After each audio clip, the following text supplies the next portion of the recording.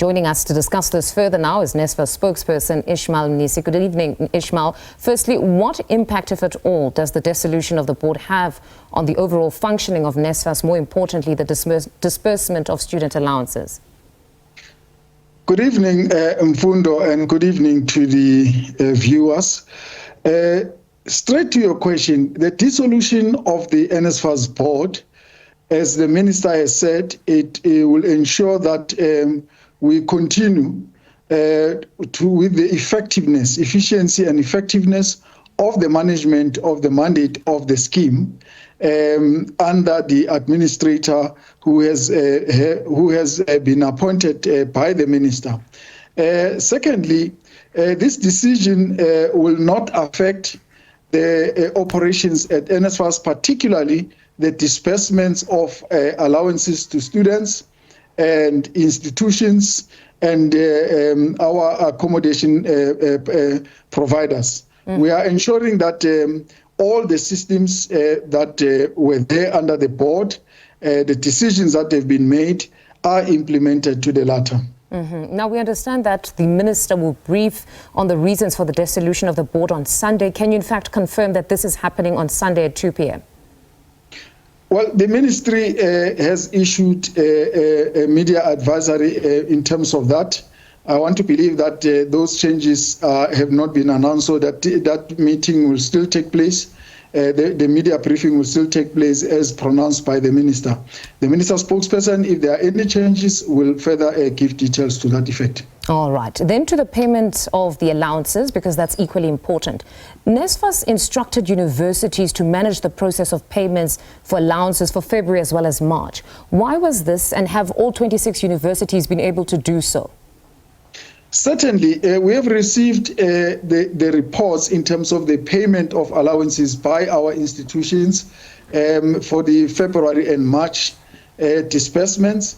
In actual fact, today, NSFAS has written to all the institutions, our universities in particular, extending the request that we've made to them in February that they continue with the disbursements. So I can confirm this evening that NSFAS has requested all our universities to continue with the payment of disbursements from April up until July 2024. And for TVET colleges, the disbursements will be done through our fintech companies. Also, we will cover the shortfall of the payments for the April payments that were not done. We have released a statement this week indicating institutions, both universities and TVET colleges, that did not submit their registration data.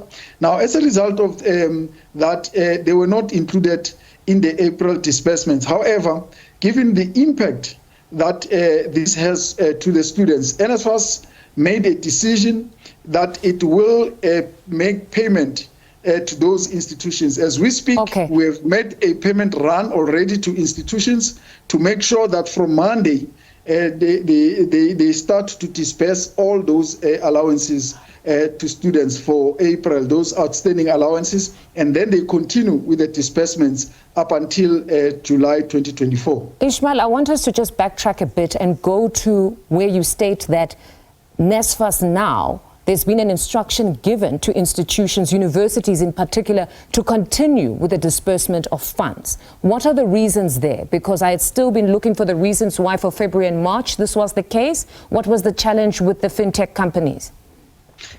Well, the challenge was not with the fintech companies. The challenge remains the receival of the registration data. Now, this registration data is simply the registration of students per institution. We use that registration data to validate students that have received our bursaries for the payments that we need to make. Now, if NSFAS is not provided with that registration data, it therefore becomes difficult for NSFAS to proceed with the disbursement of allowances.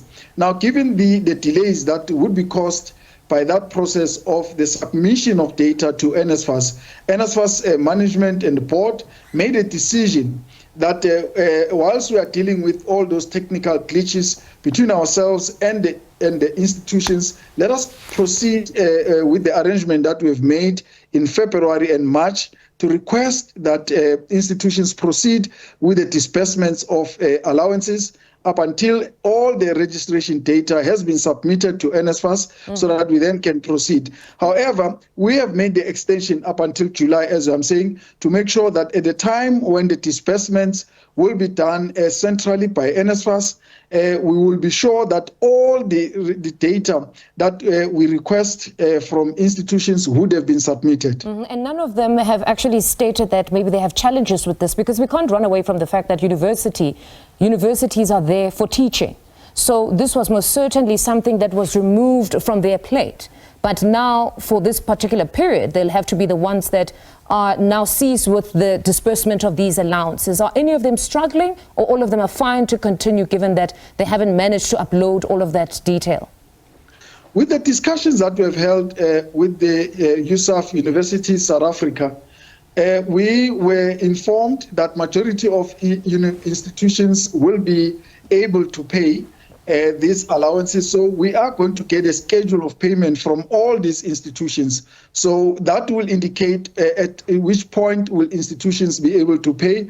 And those that will have challenges, we will know which ones are those. And they will then communicate to us and communicate to their students. However, on our part, already we've made those transfers so that the institutions can begin to roll out these disbursements. All right. And then to the TVET colleges, the 4 fintech companies continue. We've had a number of students complaining about these fintech companies. There's a Vaxman's report that recommended that those contracts be terminated. We know the reasons thereof. We've also just spoken to Outer. At 5 o'clock, we spoke to them.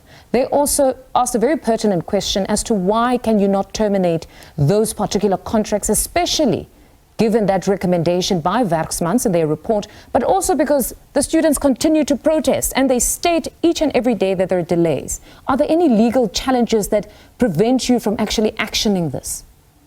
Well, let's start with the disbursements of TVET colleges.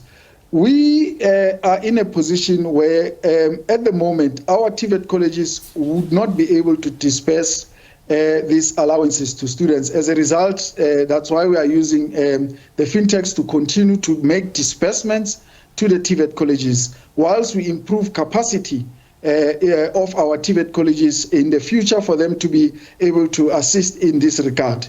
We are using fintechs because we still have the contract with them.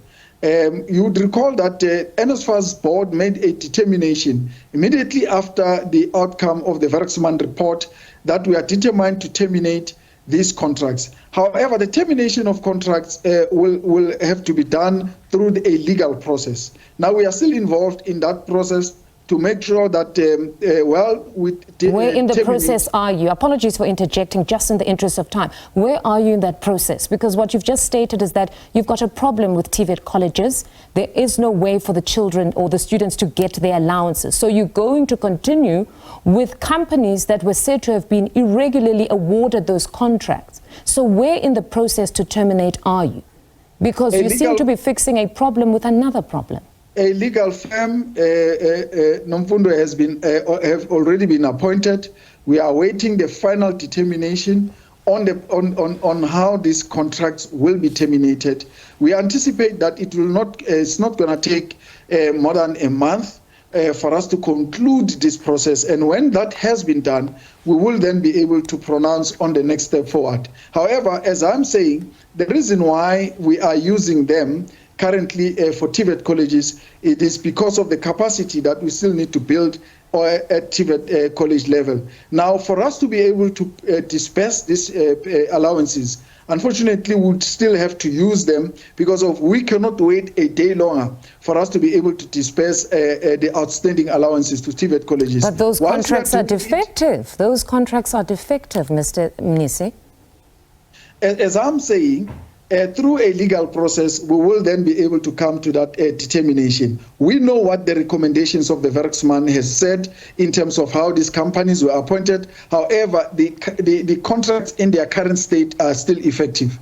All right. Mr. Mnisi, thank you very much for your time.